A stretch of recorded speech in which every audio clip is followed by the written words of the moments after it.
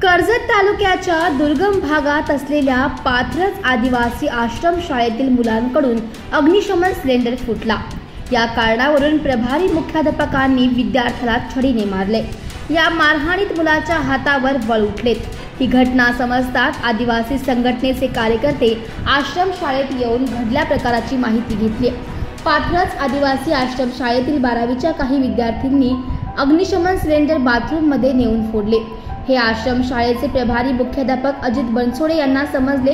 त्यांनी हा प्रकार कुणी केला हे विचारण्यासाठी 12वीच्या वर्गातील विद्यार्थ्यांना विचारले, परंतु एकही विद्यार्थी नाव सांगत नव्हता। म्हणून त्या रागात बनसोडे यांनी 4 विद्यार्थ्यांना छडीने मारली। त्यांच्या मारण्याने मुलांच्या हातावर छडीचे बळ उठलेत। मात्र याबाबत विद्यार्थ्यांच्या पालकांनी कोणतीही तक्रार केली नाही। ही घटना समजताच आदिवासी संघटनेचे कार्यकर्ते आश्रम शाळेत आले। त्यांनी मुख्याध्यापक बनसोडे यांच्याकडून घटनेची माहिती घेतली। सर्व परिस्थिती त्यांच्याही लक्षात आली। बनसोडे यांनी मी विद्यार्थ्यांना 2-2 छड्या मारल्या, ही माझ्याकडून चूक झाली। कोणताही रोष ठेवून मी मारले नाही। मुलांना शिस्त लागावी, त्यांनी गैरवर्तन करू नये म्हणून माझ्याकडून हे घडले असे स्पष्ट केले। तसेच विद्यार्थ्यांनी ही चूक मान्य करून पुन्हा असे प्रकार करणार नाही असे सांगितले।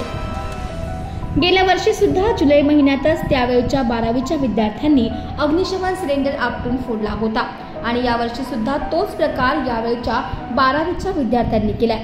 या स्फोटामुळे मुलांचे शारीरिक नुकसान होऊ शकतं। आज आम्ही शासकीय आश्रम शाळा पाथरज या ठिकाणी व्हिजिट देत असताना येथील विद्यार्थी 10वी आणि 12वी विद्यार्थी शिकत असणाऱ्या विद्यार्थ्यांना मुख्याध्यापक बनसोडे सर यांनी विनाकारण मारहाण केली आहे आणि अनेक वेळा हे प्रकरण घडत असतात। याला कारणीभूत आहे प्रकल्प अधिकारी। प्रकल्प अधिकारी कुठल्याही शाळेवर व्हिजिट करत नाही आणि म्हणून मुख्याध्यापक असो शिक्षक असो कोणी वर्गावर थांबत नाही। तरी यांच्यावर सविस्तर कारवाई करून यांच्यावर सविस्तर माहिती घेऊन सविस्तर कारवाई करावी। आणि आता आम्ही माझे नाव धनराज बुधा यावटे, मी पाथरज शाळेत शिकत आहे। मी इयत्ता 12वीत आहे। विनाकारण आम्हाला मारण्यात आलं।